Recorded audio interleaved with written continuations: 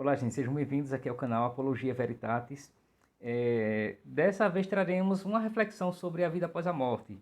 E não só sobre a vida após a morte, mas também sobre a oração aos mortos. Por que nós rezamos pelos mortos? Por que nós fazemos orações e súplicas, né, em favor das pessoas que já se foram? Qual o sentido disso? E quais as fundamentações bíblicas para a oração em prol dos mortos, né? Porque nas escrituras nós vamos encontrar passagens dizendo que os mortos estão lá no sepulcro e outras dizendo que não estão mais no sepulcro. E nós vamos tentar entender isso à luz, né, das Sagradas Escrituras e da tradição cristã, tá certo? E, claro, não se esqueça de se inscrever aqui no canal antes de nós começarmos, né? O canal Apologia Veritatis, certo? Está com esse nome novo, né? Eu sou Cleibson Américo e vou tratar com vocês sobre essa temática. Além de se inscrever, você também pode compartilhar, pode pegar o link e postar lá nas suas redes sociais, nos seus status, enfim, que fique super à vontade e permissão concedida neste sentido, tá certo? Então vamos lá, primeiramente, né, o que a fé católica fala sobre essa questão da vida após a morte e sobre a oração pelos mortos, né? Isso, quem tem o catecismo da Igreja Católica encontra a partir do parágrafo 988, seguintes, tratando sobre essa dimensão da ressurreição e da vida após a morte, certo, gente? Então, quem tem um catecismo, quem não tem também pode encontrar online para aprofundar essa temática da vida após a morte, da ressurreição. Isso é uma das grandes novidades da religião cristã, da ressurreição, certo? Vejam, primeiramente é importante entender que nas Sagradas Escrituras tudo e toda a revelação de Deus, certo, é um progresso, ela é progressiva, a revelação ela é progressiva. Deus não deu prontamente tudo, não, negativo, né? Quem pensa assim está pensando errado. As coisas elas vão acontecendo na tradição, Deus vai se revelando na tradição. Inclusive quando Jesus ressuscita, ele diz, olha, eu ainda tenho muitas coisas a dizer a vocês, mas vocês não podem compreender agora. Quando vier o Espírito Santo, ele vai revelando aos pouquinhos tudo. Isso está no Evangelho, lá no finzinho do Evangelho segundo João. Então, para dizer que a revelação de Deus ela é progressiva. Assim também essa temática da morte e da ressurreição também foi uma revelação progressiva. Entendem? Então vejam, tem gente que encontra passagem lá no Antigo Testamento dizendo que os mortos, eles não têm ciência, eles não têm sabedoria, eles não têm movimento algum porque eles estão lá na mansão dos mortos lá no Sheol, né, como se diz na língua hebraica, ou no Hades, né, como se diz em grego. E encontrar passagem realmente para justificar isso. Como também vai encontrar outras passagens dizendo o avesso disso. Mas é uma contradição? Não, não é uma contradição nas escrituras. É uma progressão, é uma evolução. O pensamento, a compreensão dos mistérios divinos, certo? Eles vão progressivamente evoluindo, né, para estados cada vez mais clarificados, cada vez mais pré-claros, né? E assim é em tudo, né, em todas as sagradas, em tudo na Sagrada Escritura, basicamente todos os temas é desse jeito, Deus vai revelando paulatinamente, certo? Então vejam só, por exemplo, se você toma aí o livro dos Salmos, né, o Salmo 88, versículo 11, né, por exemplo, traz essa ideia ainda, certo, que era primitiva no povo de Deus, que os mortos estavam no sepulcro, né, e de lá não sairiam, estavam lá, não é, como uma mansão, uma morada definitiva, até que um dia o Messias iria lá buscá-lo. Então veja, no versículo 11, Salmo 88, versículo 11, retrata essa visão ainda bem evoluída, né, bem primitiva. Diz o salmista, realiza as maravilhas pelos mortos, as sombras se levantam para te louvar, falam do teu amor nas sepulturas, da tua fidelidade no lugar da perdição, conhecem tuas maravilhas na treva e tua justiça na terra do esquecimento. Veja, todos os textos que foram escritos dessa época, aqui, né, o Salmo mais ou menos século V, para trás, século V, século VI, ou século VIII, né, tudo que foi escrito por aí, retrata essa visão, né, que os mortos eles estão no lugar do esquecimento, no lugar sombrio, né, estão lá na mansão dos mortos e de lá não sairão, certo, gente? Então você encontra várias passagens, profeta Isaías, profeta Ezequiel, para dizer, né, essa visão que não havia ressurreição, não há vida após a morte, não havia, certo? Então todas as passagens que foram escritas século V para baixo, né, todas elas trazem essa visão, certo? Entretanto, quando você pega os textos, né, que foram escritos depois do século IV, século III, século II, isso antes de Cristo, né, para frente, a visão já muda, porque a compreensão já estava muito mais evoluída. Né? Deus já tinha revelado muito mais coisas ao seu povo e aí a compreensão muda. É o que acontece, por exemplo, quando você pega passagens como aqui está no livro da Sabedoria, no capítulo 3. A sabedoria foi escrito pelo século II, mais ou menos isso, certo? Antes de Cristo. Sabedoria capítulo 3 diz: a vida dos justos está nas mãos de Deus, e nenhum tormento os atingirá. Aos olhos dos insensatos parecem mortos. A sua partida foi tida como uma desgraça. A sua viagem para longe de nós como um aniquilamento. Mas eles estão em paz. Aos olhos humanos pareciam cumprir uma pena, mas a sua esperança estava cheia de imortalidade. Então veja, totalmente diferente. Né? Aqui já não se tem mais aquela visão dos mortos naquele lugar sombrio do esquecimento. Não, os mortos estão em paz, estão com Deus. A vida dos justos está nas mãos de Deus, certo? Um outro texto que a gente pode também tomar para meditar essa evolução do pensamento em relação à ressurreição e à vida após a morte, no segundo livro dos Macabeus, no capítulo 12, certo? A partir do versículo 42. Nós vamos ler aqui o versículo 44 e 45. Está lá escrito: de fato, se ele não esperasse que os que haviam sucumbido iriam ressuscitar, seria supérfluo e tolo rezar pelos mortos. Mas, se considerava que uma belíssima recompensa está reservada para os que adormecem na piedade, então era santo e piedoso o seu modo de pensar.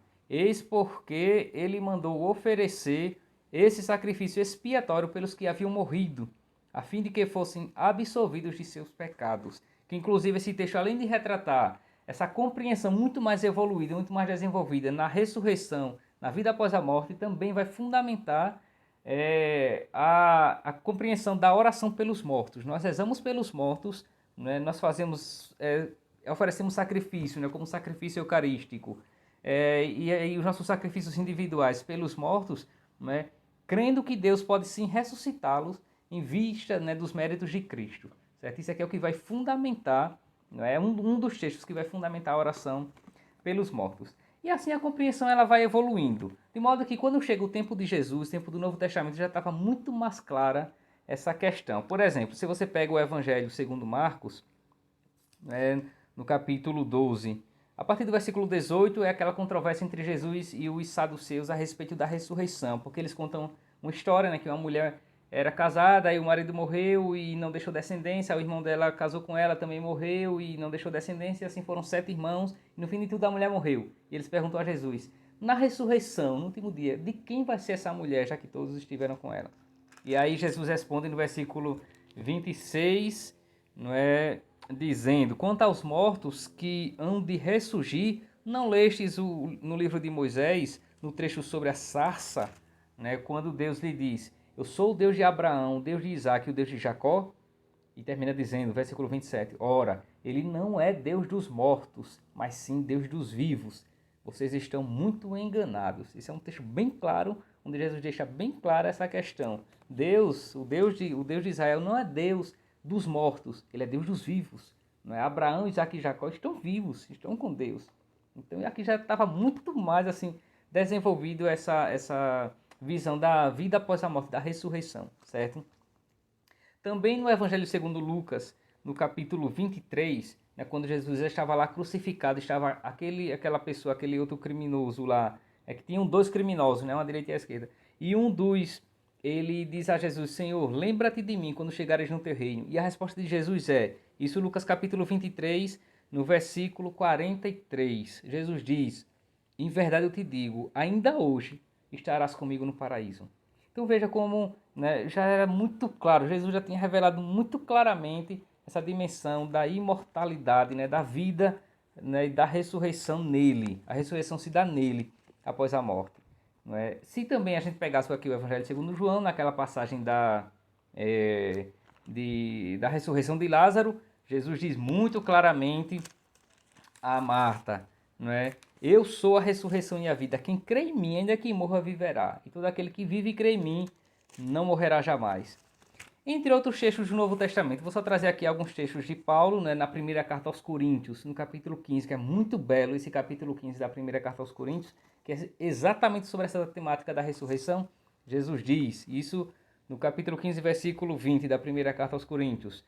Mas São Paulo diz: mas não, Cristo ressuscitou dos mortos, primícias dos que adormeceram. Ou seja, ele é o primeiro daqueles que adormeceram. Ele ressuscitou como primícias. No versículo 23, cada um, porém, ressuscitar na sua ordem, Cristo como primeiro, depois todos aqueles que pertencem a Cristo por ocasião da sua vinda.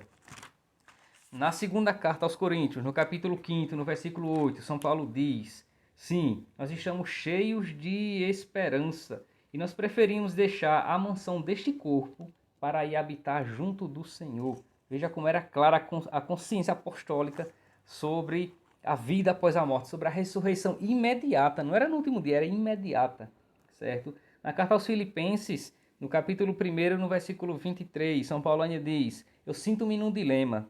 O meu desejo é partir para estar logo com Cristo, porque para mim será muito melhor, mas permanecer na carne é necessário por causa de vós. Entre outros trechos, gente, que eu poderia aqui citar para vocês. Então veja, a nossa compreensão é essa, que aquelas pessoas que adormeceram no Cristo estão nele, né? Estão nele de imediato, né? As pessoas que morrem, isso é a evolução do pensamento sobre a ressurreição, elas têm um julgamento particular logo após a morte. É assim que acontece com todo mundo. Após a morte nós seremos julgados no tribunal de Cristo para merecer ou o paraíso ou a condenação. Agora, quando os textos, até mesmo no Novo Testamento, fala do último dia, é porque a história humana, tudo, não é, será julgado definitivamente no último dia. Mas aqueles que já estiverem sentenciados para a salvação ou para a condenação, a sentença permanece. Não é? No último dia se dará a ressurreição dos corpos, o que não acontece no juízo particular. No juízo particular, a ressurreição da alma. E no último dia acontecerá a ressurreição dos corpos, como, não é, isso é um mistério, apenas o Senhor falou que assim seria, não é? E São Paulo explica muito isso bem na sua carta, naquele capítulo 15 da primeira carta ele, né, explica isso, que os corpos ressuscitarão, né? Porque o ser humano ele é uma unidade substancial, nós somos corpo e alma, certo? Em vista disso, o nosso corpo também ressuscitará, assim como aconteceu com Cristo. Cristo é o modelo, né, o protótipo. O que aconteceu com ele acontecerá com cada ser humano. Cristo ressuscitou não só na sua alma, mas também no seu corpo. Né? Seu corpo não ficou no sepulcro. Né? Embora o nosso corpo mortal ele vai ser decomposto, ele vai voltar para o pó da terra, né? Tu és pó e ao pó retornarás, mas no último dia o Senhor, pelo seu Espírito, ele vai ressuscitar todos os nossos corpos, de todos os falecidos, e uniciar a alma, né? Reintegrando a unidade substancial que é o ser humano, né? Para a eternidade feliz com Deus. Então veja, a vida após a morte ela está presente nas Sagradas Escrituras e a ressurreição ela é imediata, certo? No último dia acontecendo a ressurreição dos corpos. E nós fazemos orações pelos mortos precisamente por isto, né? Porque aqueles que adormeceram, aqueles que morreram, de fato, eles já não têm mais ciência, eles já não têm mais poder de ação, mas nós podemos rezar por eles. Né? Por que nós podemos rezar por eles? Qual é o nome que se dá isso? É o que nós dizemos no credo, eu creio na comunhão dos santos. Não é? Porque nós cremos que a igreja ela tem três instâncias. Né? A instância militante, nós aqui na terra, a instância padecente, aqueles que estão lá na purificação do fogo, né? Do Espírito Santo, que é o purgatório, e aqueles que já estão na glória. Então a igreja ela é militante, padecente e triunfante. Né? E a comunhão dos santos é a solidariedade que há entre todos os membros da igreja. Aqueles que estão lá no céu, eles são membros da igreja como nós que estamos aqui na terra, nós somos membros da igreja. E essa solidariedade entre os membros do corpo é o que faz com que nós possamos interceder uns pelos outros. Isso aqui não tem nada a ver com mediação salvífica. A mediação salvífica é em Cristo, ele é o único mediador salvífico em relação à salvação entre Deus e os homens. O que nós fazemos é intercessão. O que os santos fazem por nós é intercessão, não é mediação. Certo? Então essa confusão ela é inútil, alguém fazer essa confusão entre mediação e intercessão. Certo? É uma acusação inútil, né? E além de desonesta, é infundada. Entendem? Então, aquele texto do segundo livro dos Macabeus, no capítulo 12, no versículo 45, é um dos que fundamenta muito bem essa importância de rezar pelos mortos, né? Porque eles precisam das nossas orações, assim também como nós um dia, né, que chegarmos a passar dessa vida para a outra, nós também precisaremos das orações dos irmãos, né, da comunidade dos outros santos, que são os cristãos, tanto aqueles que já estão lá na eternidade, quanto aqueles que aqui ainda permanecerem na militância. Entendem, gente? Então veja, o catecismo e a doutrina da Igreja Católica é muito clara em relação a isso, a ressurreição imediata e a ressurreição final. Tudo se dará em Cristo, né? E como ele disse a Lázaro, né? Como ele diz a Marta, né? Por ocasião da morte de Lázaro, eu sou a ressurreição, né? Eu sou a vida. Aquele que crê em mim não morrerá para sempre. E Deus, ele é Deus dos vivos e não Deus dos mortos, tá certo? Então o dia 2 de novembro, né, que é o dia oficial de oração por todos os fiéis defuntos, nós rezamos durante o ano, mas sobretudo nesse, nós lembramos de todos, né? Tentamos lembrar de todos os fiéis defuntos, que é uma tradição antiquíssima, né? Começa pelo século IX, lá nos mosteiros beneditinos da Europa, precisamente na abadia de Cluny, né? Com Santo Odilon, que era o abade de Cluny. E no século XII e XIII isso vai ser estendido para toda a igreja, né? Pelos papas, para toda a igreja, esse costume de rezar e fazer orações e sacrifícios pelos mortos, não é? E hoje nós temos isso. Então, dia 2, né, que é o dia de finados, é o dia que nós fazemos orações pelos mortos, né? E o costume cristão é fazer orações pelos mortos, não é plantar árvore, não é fazer qualquer outra invencionice. O costume cristão, né, é fazer orações e sacrifícios pelos mortos. Tudo além disso é invencionice, né? Porque lançaram uma campanha aí sobre fazer plantar árvore em memória dos mortos, né? Isso aí não tem nada de cristão, né? Isso aí cheira muito, inclusive, a paganismo, não é? Plantar árvore é uma coisa boa, mas não em memória dos mortos, né? Não, isso aí não tem nada de cristão nesse costume, certo, gente? Então, recomendo que ninguém faça isso, que plante por um outro motivo, não por este motivo, certo? Isso aí cheira a paganismo. O costume cristão é fazer orações pelos mortos. Tá certo? Então é isso, uma breve reflexão sobre essa temática da ressurreição, né, de como será a ressurreição e de por que nós devemos sim rezar uns pelos outros. Então não se esqueça de se inscrever se não está inscrito aqui no canal, né, de deixar o seu like ou o seu dislike, caso não tenha gostado, não tem problema. Também deixar comentários, certo? Pode deixar comentários, perguntas, acréscimos, enfim. E também postar nas suas redes sociais. Pegue o link e coloque lá, né? Divulgue para outros amigos, mande lá no WhatsApp, enfim. Porque se lhe ajudou, também pode ajudar outras pessoas a compreender um pouco mais esses mistérios da fé cristã. Tá certo? Eu sou o Cleibson Américo, né? E foi um prazer estar com vocês nesse momento aqui no canal Apologia Veritatis, Apologia da Verdade, tá certo? Um abraço.